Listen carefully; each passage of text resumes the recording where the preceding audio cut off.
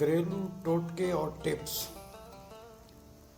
रोज़ाना सुबह लहसुन के 2 जोए और 1 चाय का चम्मच शहद खाने से ब्लड प्रेशर बिल्कुल नॉर्मल रहता है। आलू कीमा जब बनाएं तो उतारने से पहले इसमें आधी गट्ठी हरी धनिया काट कर डाल दें। खाने में मसालेदार बिरयानी की सी खुशबू आएगी। जब आटा गूंदें तो नमक और पानी के साथ 2 खाने के चम्मच कुकिंग ऑयल पानी में शामिल करके आटा गूंदें। रोटी नरम होगी और फूलेगी भी।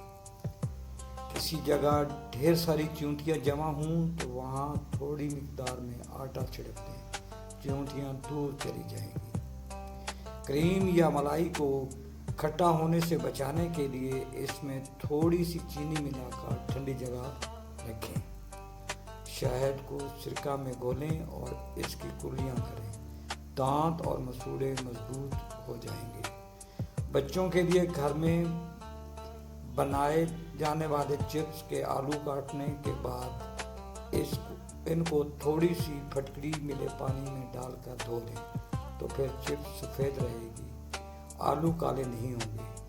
जब टमाटर सस्ते दामों में मिलते हैं तो ज़्यादा लें और ग्राइंड करके फ्रीज़र में बर्फ़ जमाने वाले क्यूब ट्रे में जमा लें। फिर थैले में निकाल कर रख लें। बाद में जितना इस्तेमाल करना हो क्यूब की शक्ल में डाल दें। ताज़ा टमाटर का जायका मिलेगा। लेमन सस्ते हों तो इन्हें भी आप इसी तरह फ्रीज़ करके इस्तेमाल कर सकती हैं। वीडियो अच्छी लगे तो लाइक और शेयर ज़रूर करें। शुक्रिया।